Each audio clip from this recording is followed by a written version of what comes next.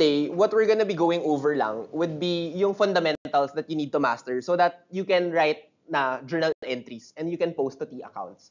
So the first thing that you need to be able to do that is that we have to be introduced to the concepts of debits and credits. Debits only mean left and credits only mean right. So yung challenge for you is that kailangan alam nyo yung normal balance or normal accounts for all of these 6 accounts. So assets, liabilities, owner's capitals, revenue, expense, and owner's drawing. Now for me, when I was a student, hindi siya intuitive for me. So minimemorize ko lang siya and I did exercises para intuitive siya for me. But now, after looking back, parang I feel like for me, the simpler way of looking at it is that para lang siyang math equation that you transfer all of the ones on the left and on the right na in such a way na lahat sila positive. So meaning, ano yung matatransfer to the left? Expense and owner's drawings. Meaning, assets, expense, and owner's drawings are treated the same, which makes sense. Owner's drawings and expenses for me are something that's very similar, right? So ang tatandaan ko lang, assets and anything that's expense or owner's drawings, they're on the left side. On the right side, we'll have our liabilities, our owner's capital, and our revenue. So in the same way, I think na owner's capital and revenue both increase equity. So nasa right sila. And then partnered sila ni liability. So how I remember it is assets on the left, liabilities on the right, and then anything that's nagpapababa ng equities on the left, so expense or owner's drawings, and anything na nagpapataas ng equity are nasa right, right? So bakit siya important na we distinguish left from right? It's because magkaiba yung normal balance nila. So I will state it again. Ang normal balance on the ones on the left would be, naturally, debit. Kasi nasa left. So ang normal balance nito would be debit. Kasi nasa left sila. On the right, ang natural balance nila would be credit. Kasi nasa right. Bakit importante yung normal balance? It's because, di ba, T account, debits on the left, credits on the right. If you follow the normal balance, it's an increase for that particular account. What does that mean? Asset, debit niya is normal account. So a debit means an increase in the assets, the expense, and the owner's drawings. Sa kabila, anong normal balance ng liabilities and the rest? Credit. So, pag nag-increase ang liability, debit or credit? Credit. So, baliktad. And then, finally, kapag baliktad ng normal account, so, credit of an asset, that means negative, right? And then, baliktad naman, a debit of a liability means na nag-decrease siya. So, hindi siya intuitive at first. But because of this system, we're able to make sure that every transaction, every report is balanced. For assets is equal to liabilities plus equity, or our debits are always gonna be equal to our credit. So parang siyang magic, honestly. So now, mag-practice tayo. So, cash, debit of 5,000. So tumaas yung cash mo, that's gonna be debit cash of 5,000. Pag bumaba yung cash mo ng 5,000, it would be credit cash of 5,000. Expense. Nagkaroon ka ng expense, like let's say salaries expense of 800. That would be debit salaries expense of 800. And then, there are rare cases na binababaan mo yung expense. Kuwari, you take back the expense. That will be a credit in terms of the expense. Owner's drawing, same way. Pag nagkaroon ka ng owner's drawings, it's usually debit owner's drawings of 575. And then pag kuwari may nagkamali ka lang and then you have to decrease owner's drawings for some reason, magkakaroon ka ng credit owner's drawings. So that's on the left side. On the right side, baliktad naman. Right? So baliktad naman tayo. If tumaas yung liabilities ko, umutang ako, nag-increase yung accounts payable ko by 3,000, that would be a credit of 3,000. Pero kuwari, nabayaran ko na yung utang ko, bumaba si accounts payable, that would be a debit in terms of accounts payable. So, owner's capital, kapag tumaas, nag-invest ako ng 100 pesos sa company, that would be a credit of 100. Pero kung bumaba yung owner's capital ko for some reason, kailangan debit owner's capital. And then finally, for revenue, pag nagkaroon ako ng revenue, the natural progression would be credit revenue of 7,000. Pero kung kuwari nabawasan ako, it's debit revenue of 7,000. So over the weekend, my challenge for you is that it has to be knee-jerk reactions.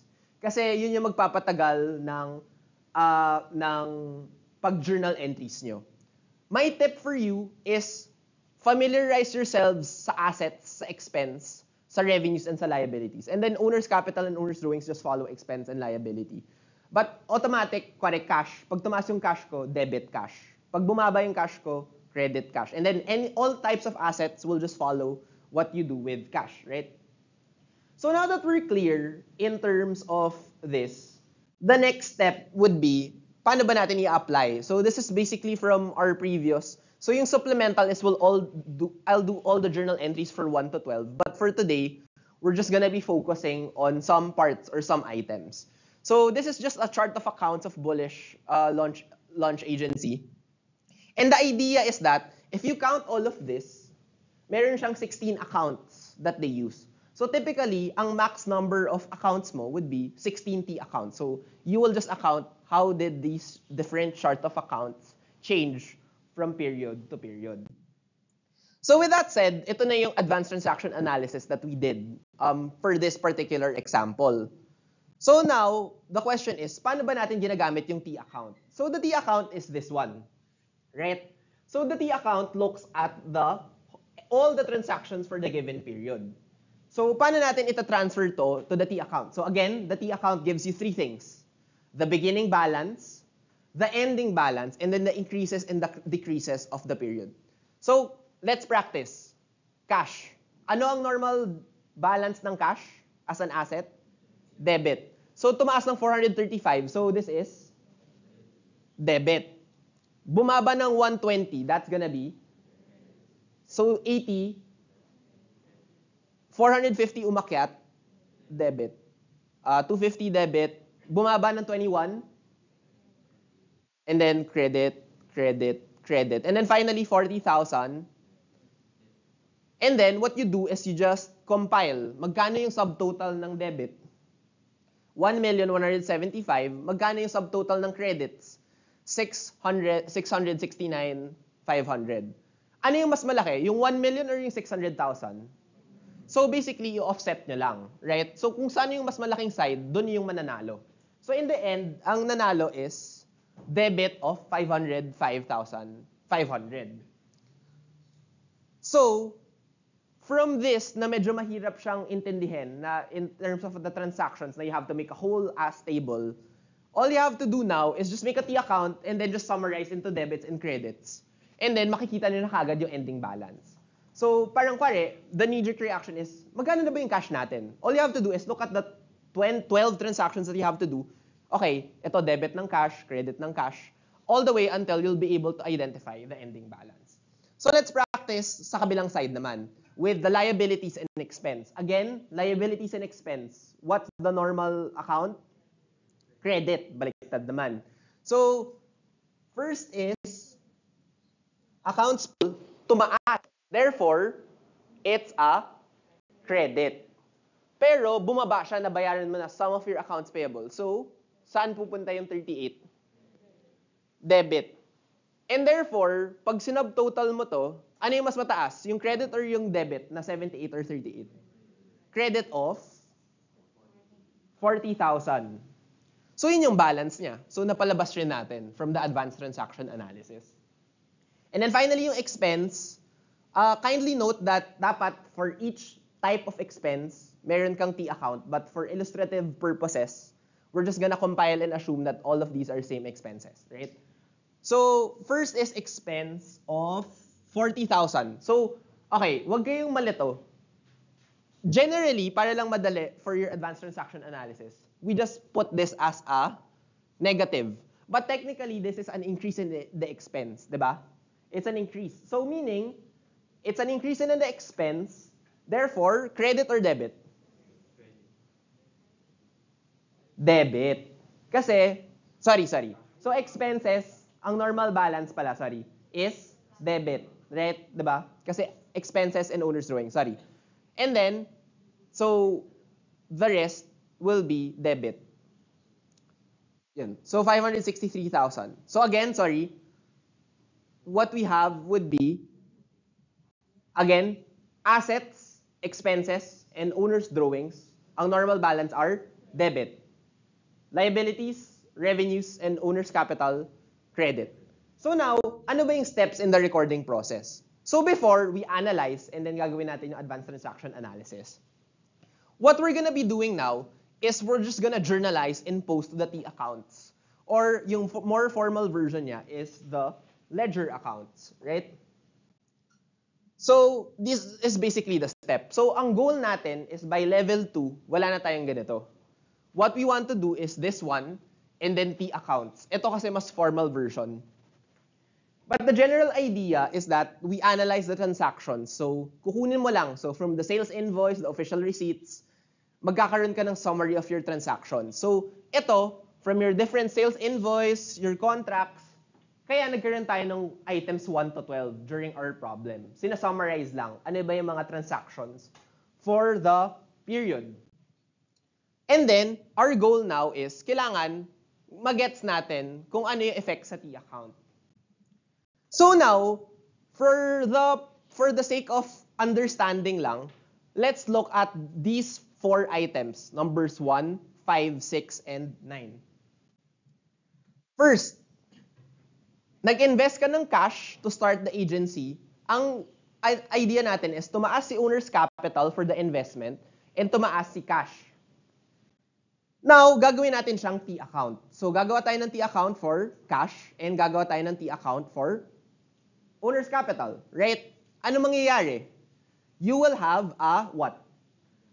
Sa cash, tumaas. So, sorry, debit, and then yung owner's capital tumaas, credit.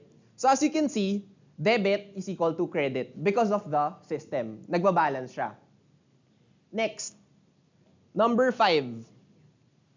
Nag-incur ka ng 78 advertising costs. So, nagkaroon ka ng 78,000 na accounts payable, kailangan mong bayaran, and nagkaroon ka ng expense of 78,000.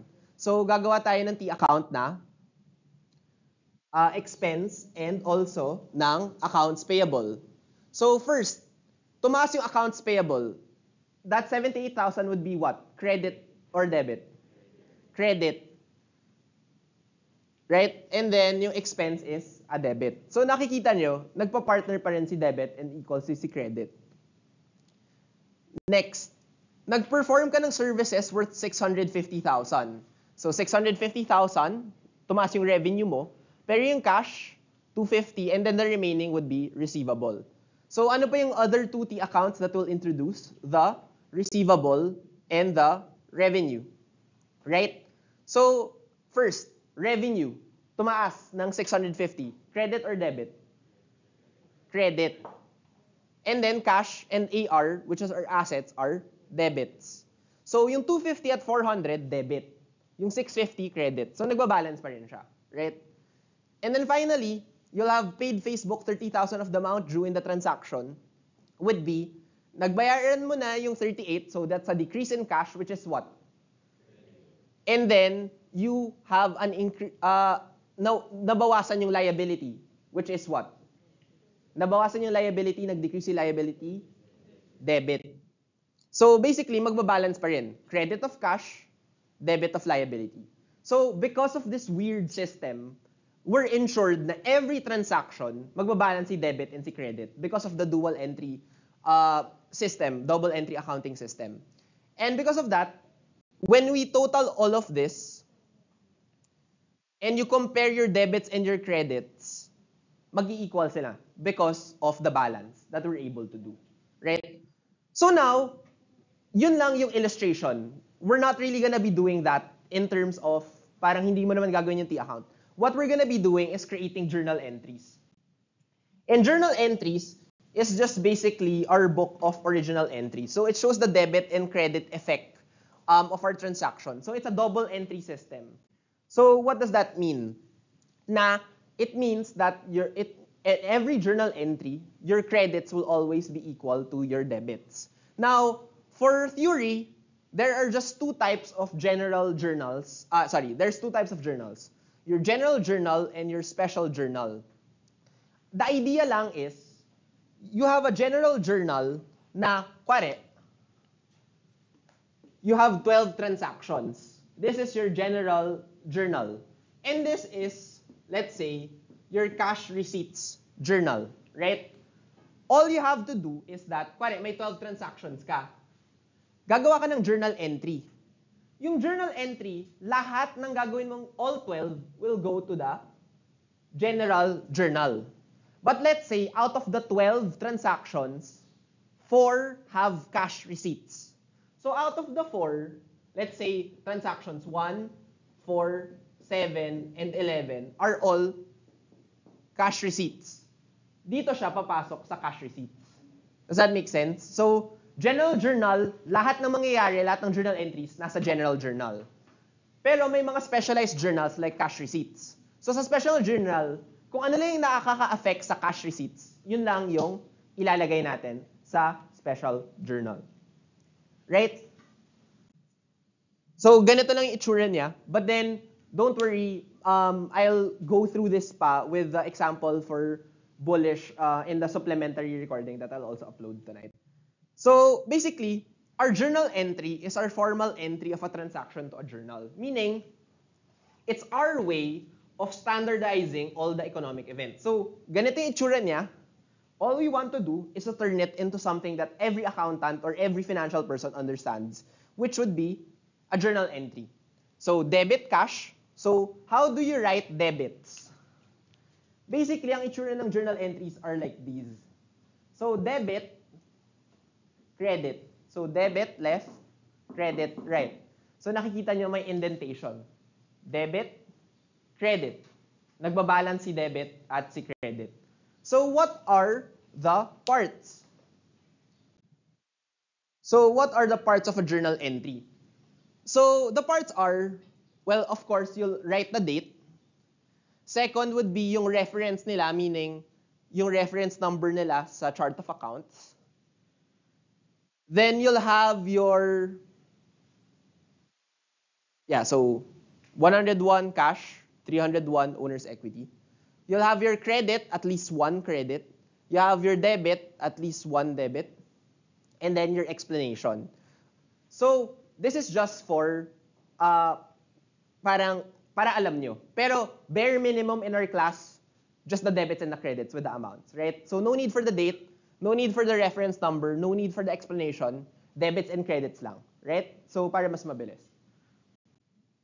So the first ever concept that I want you to understand is the concept of double entry accounting that we showed earlier. Na regardless of the number of your debits and credits here, kailangan mag-balance every transaction. Your debits should always equal your credits. So kahit dalawa pa yan, cash and AR and then ito sales revenue, kailangan the total of the debit per journal entry should equal to the total of the credit para mag-balance siya, right? So making sure that you balance every transaction. So now, let's just try to make the journal entry, right? Kanina. So invested 435,000 cash to start the agency. What do we do? How do you journalize it? Tumaas si cash ng 435, that's a debit. And then, si owner's capital, tumaas. So ang journal entry niya is debit cash of 435, credit owner's equity of 435. Next, you incurred 78,000 of advertising cost. So again, tumaas si accounts payable. So that would be what? Credit. Tumaas si expense. That would be debit. So ang journal entry niyo would be advertising expense, debit of 78,000, credit of accounts payable. And then ito, tatlo na yung accounts. So, nagkaroon ng increase in cash of 250. So, debit cash. Nagkaroon ng increase in receivable, 400,000. Debit, receivable. And then, nagkaroon ng credit of 650. Tumaas si revenue. So, now, it's debit cash, debit AR, 250, 400. Credit service revenue of 650,000. Right? And then finally, I want to point out na journal entries, it's okay to have more than one debit or one credit. It happens. Ang tawag doon is compound journal entry. Pero ano yung importante? That it balances every time. Dalawa yung debit, pero when you add them, 250 plus 400, 650, your debit will always still be equal to your credit, right? So, every time you make a journal entry, make sure na balance si left and balance si right.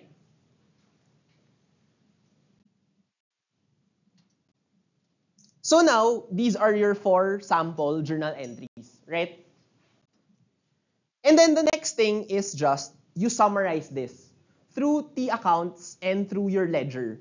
So, yung T accounts, there's a more formal version, pero hindi ko kayo papagawin ng ledger. This is just for appreciation purposes.